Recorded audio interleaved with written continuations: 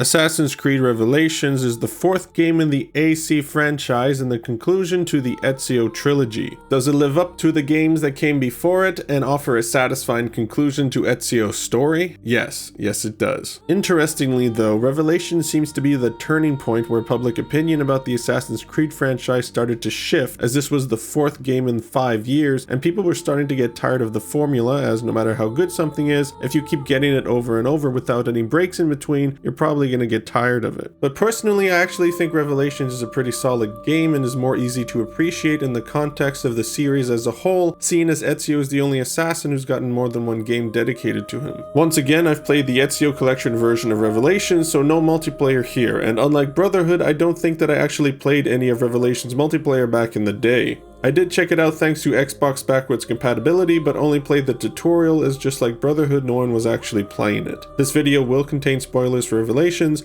and probably other Assassin's Creed games. You've been warned. I've decided that I won't bother adding a separate section for the history of the game like I have been doing, unless there's actually enough worth talking about for it to warrant its own section, as I feel it just interferes with the pacing and flow of the video if there's only a couple paragraphs to talk about. So I'll just mention a couple things briefly in the intro. Revelation's story was actually conceived alongside Brotherhood's as an accompaniment to it, that was initially going to be a 3DS game called Assassin's Creed The Lost Legacy. However, as the team continued to flesh out the story, the scope kept expanding until Ubisoft decided to make it a main entry into the franchise on consoles. Revelations was worked on by 6 different studios: Ubisoft Montreal, Ubisoft Annecy, Ubisoft Massive, Ubisoft Singapore, Ubisoft Quebec, and Ubisoft Bucharest. If we bring up our trusty chart here from the Brotherhood video, we see that Revelations was developed concurrently with AC3, and Assassin's Creed Unity actually began development around this time as well. So there were 3 AC games in development at the same time.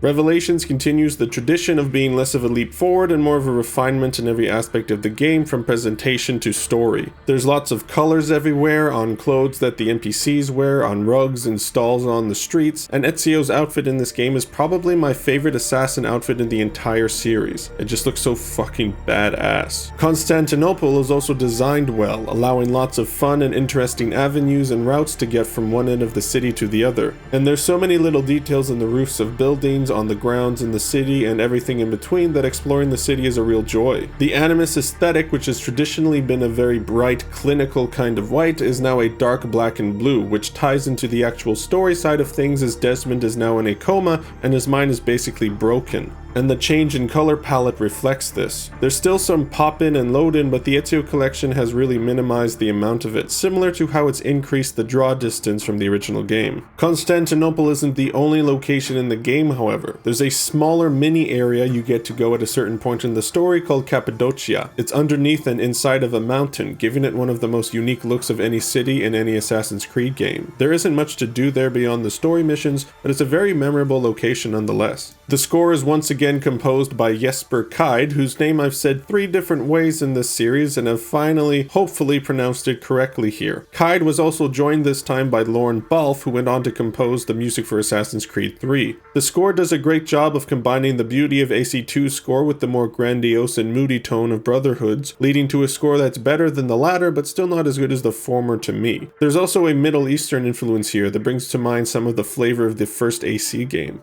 It goes without saying at this point, but the animations are still top notch, with all the different climbing and combat animations never looking anything but great, unless the game can't figure out what you're trying to climb. The voice acting continues to be excellent. The only thing to note here is that Altair is given a different voice actor from the first game, who actually plays him with a Middle Eastern accent as opposed to, Altair sounding like a modern day American man. I think it's a good change, as I always found Altair's voice acting in the first game to be the weakest in the cast.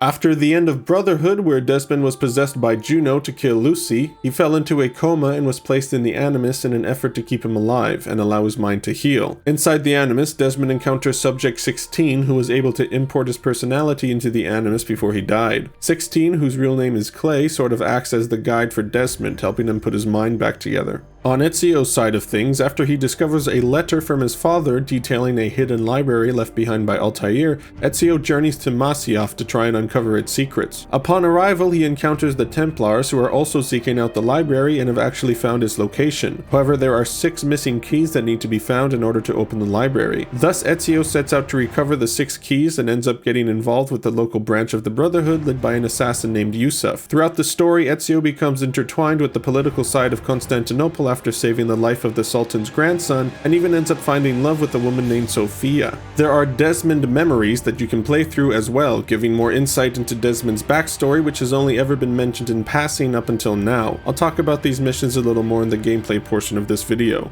There's actually 3 layers to the story here, as Altair returns as a playable character in Revelations, as the Masyaf keys also double as memory devices that allow Ezio to relive Altair's memories. So we're playing as Desmond, who's essentially playing as Ezio, who's essentially playing as Altair. Damn, we're really inceptioning it up in here. I don't think you can use inception as a verb, but I just did. Revelation simultaneously manages to be a fitting send-off to Altair's and Ezio's story while setting up the next game with Desmond's story. It's actually kind of impressive. Altair's story is handled pretty well. Each memory takes place in a different part of Altair's life, with the first one taking place before the beginning of the first game and the last one being his final moments as he locks himself inside his library. Something I found to be a little odd though is that in the first memory, Altair doesn't seem like the person he was during the first AC game. Altair's arc for that game was essentially learning to be humble, as he was a very arrogant and egotistical man whose actions led to the deaths of his fellow assassins. But here he seems already humble, as if he's learned humility, which I'm not sure if it's a retcon or a mistake, or maybe he hasn't developed his ego yet. In which case, having a character go from humble to arrogant back to humble is kind of a weird character arc. Whatever the answer is, I find it to be a little bizarre. Also, why the fuck does Altair have a grey beard? He's supposed to be in his 20s here. At this point in Ezio's life, he has been an assassin for over 30 years, and he's kind of done with it. He wants to start living for himself. This leads to him retiring from the Order and settling down with Sophia after he unlocks the library. In a short film called Assassin's Creed Embers, which was originally part of the collector's edition for Revelations, we see the final days of Ezio. He and Sophia have 2 children and own a vineyard. An assassin from China named Xiao Jun, who is the protagonist of Assassin's Creed Chronicles China, arrives on Ezio's doorstep asking for help on rebuilding the Brotherhood in China. At first, Ezio doesn't want to help her as he's retired and wants nothing to do with the assassins anymore. Eventually, he caves in and gives Xiao Jun the advice she came for, and she goes back to China. Sometime after she leaves, Ezio is going into town with his family when a Templar assassin sits next to him on a bench. It's not clear whether or not the Templar poisoned Ezio, or if Ezio just coincidentally happened to die of natural causes at this time, as Ezio is seen having a nasty cough throughout Embers. Regardless, Ezio passes away in his home city of Florence with his family by his side. As I've said before, Ezio is one of the best characters in gaming and one of my favorite gaming protagonists ever. His story is one that I and many others will never forget, and despite some issues with the plots and narratives of his games, his character arc has always been the best part of them. We see him from birth to death, and Ubisoft should absolutely be proud of what they managed to accomplish with Ezio's story. He is the best character in the entire Assassin's Creed franchise and my favorite assassin. Goodbye Ezio, requiescat in pace.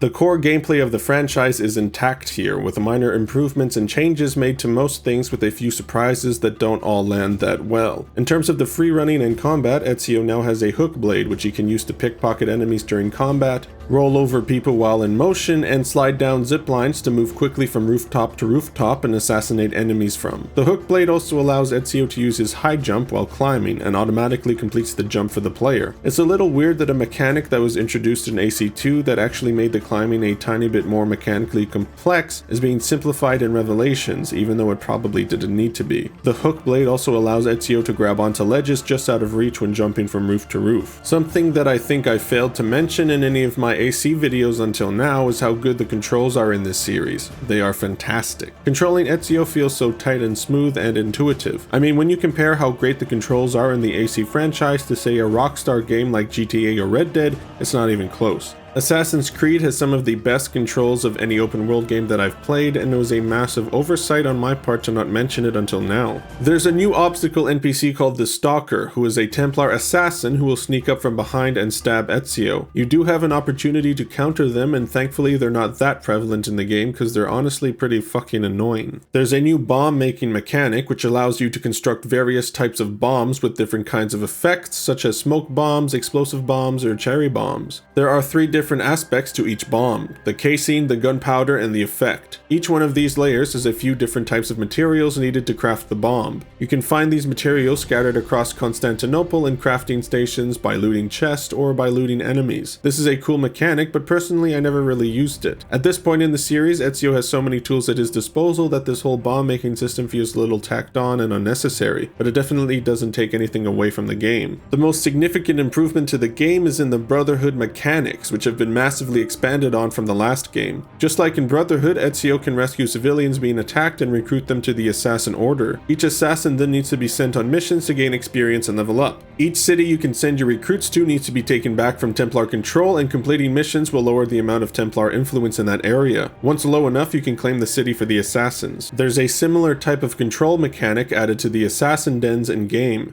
Each den is controlled by Templars, and you need to kill the captain for each den before ascending to the top of it and lighting a smoke flare, signaling that the assassins have taken control of this tower. You can now synchronize with the viewpoints and reclaim the tower at the same time, which is an improvement from Brotherhood. If Ezio's notoriety meter gets full, then the Templars may attack one of the assassins' den and try to take it over again. This will trigger a new mechanic added to Revelations, the den defense mechanic. It's basically a tower defense minigame in which Templars will try and rush through the streets to get to the den, and Ezio has to place assassins and barriers in strategic ways to stop the Templars before they reach the den. There are various types of assassins you can assign to positions, such as riflemen, crossbowmen, air assassins, etc. And as you gain experience in this mode, you can unlock additional units you can deploy. However, strangely enough, you only need to do this one time in the entire game, which is the tutorial level, because the only time the Templars will attack is when your meter is full. So all you have to do is not fill up your meter and you'll never have to play it again, which I actually appreciated since this mode is one of the additions that doesn't really stick the landing for me. It's just not as fleshed out as it could be, and honestly doesn't really fit at all with the rest of the game.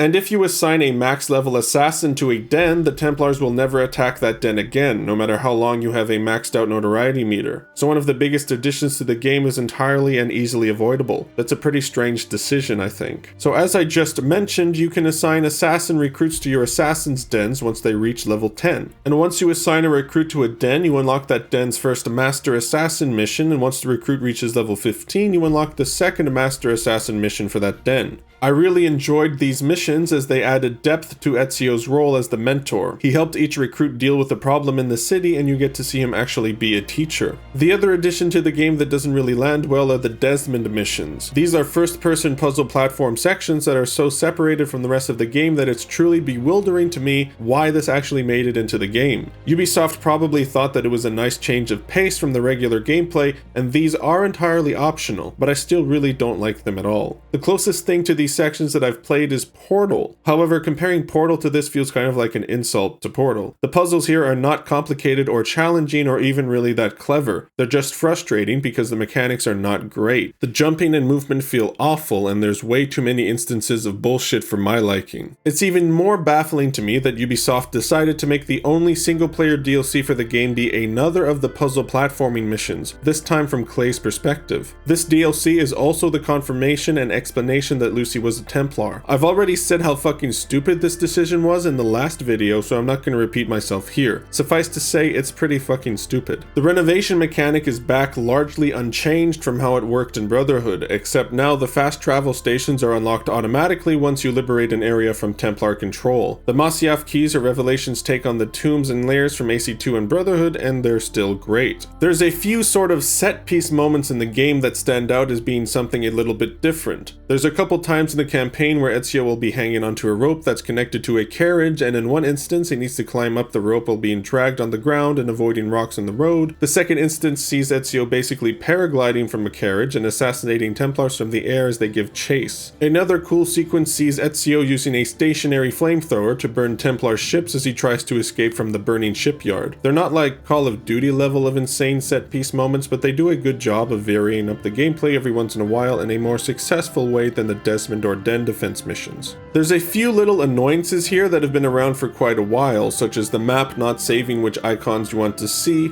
You need to redo it every time you play, and you can't just use a cursor to select where you want to go on the fast travel screen. You have to go through the list. These are obviously very tiny nitpicks, but considering that they've been around for 3 games now, it's a little odd that they haven't been improved. A couple annoyances for this game, however, are that the game arbitrarily removes certain items in your inventory for specific missions. This was probably done to prevent the player from fucking up the way Ubisoft wanted you to complete the missions, but I thought that was what the 100% challenge mechanic was for, to encourage players to not cheese the missions. It's a little heavy-handed to remove weapons or items entirely from the player's inventory during these missions. Another thing that's been changed is the way that the income mechanic works. In Brotherhood, you got a bank deposit of all the revenue you were making depending on how much of Rome had been renovated every 20 minutes. Well, I'm guessing that Ubisoft thought the mechanic was a little too generous, as it's been slightly tweaked in Revelations in a way that I find truly stupid. Let me explain what happened. I was playing a session of Revelations for about 2 hours and had not gotten a single deposit into my bank. I was very confused because as far as I knew, there was still supposed to be a deposit every 20 minutes like in Brotherhood, so I wasn't sure if my game had been glitched or something, so I went online to see if anyone else had the same problem. Turns out the timer for the deposit now gets reset if you do any of the following: begin a story mission, begin a Den defense missions, do one of Altair's missions, or if any mission is aborted. Are you shitting me? And I'm pretty sure that the game never tells you about this, or if it does tell you about it, I missed it. It was kind of annoying because the way that I like to play open world games is I do a lot of side missions at a time, then I do a bunch of story missions at a time. So I would play a session of nothing but side missions and get income, then I would play a session of just story missions and get no income. It's definitely not the smartest solution to the problem of players raking in too much cash too quickly. The game is also not entirely bug-free, as I had one hard crash while playing and a game-breaking bug where Ezio got frozen during a mission and would not move, forcing me to quit and restart the game. So out of the 3 games in the Ezio collection, Brotherhood is actually the only one where I had no bugs or crashes.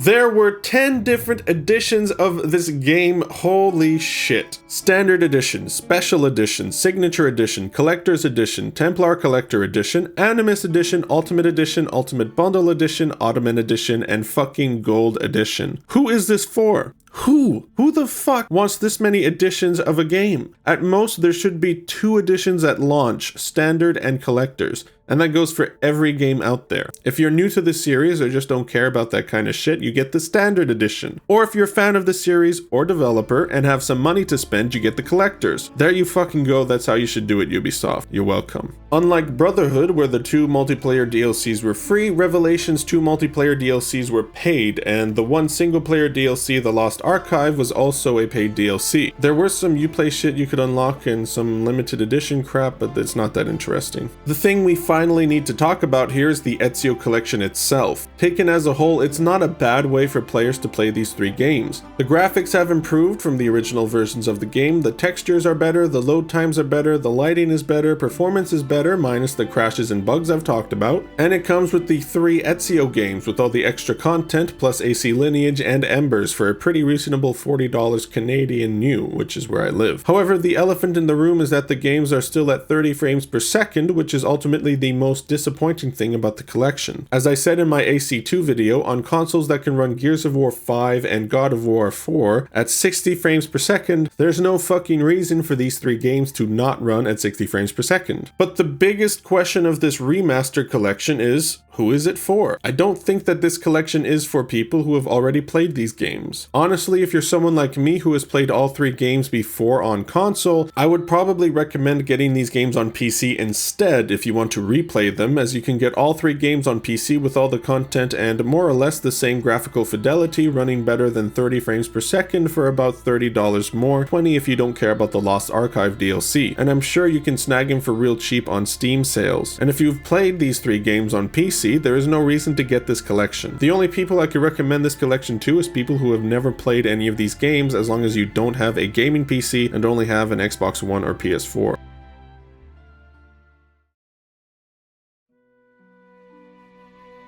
This is only my second time playing through Revelations, and I gotta say I really enjoyed it. The story is more focused than the previous two games and does a lot to flesh out Ezio at the end of his assassin's career. Constantinople is a pretty memorable setting, and even though there's a few additions to the formula that don't land as well as I think Ubisoft hoped they would, overall most of the changes are good. I'm sad to say goodbye to Ezio, but these three games will always be there if I ever want to see him again, and this game does send him off about as well as you could hope for. So I'm going to give Assassin's Creed Revelations an 8 out of 10. I still like Assassin's Creed 2 more, but so far in this retrospective journey, Revelations is just below it.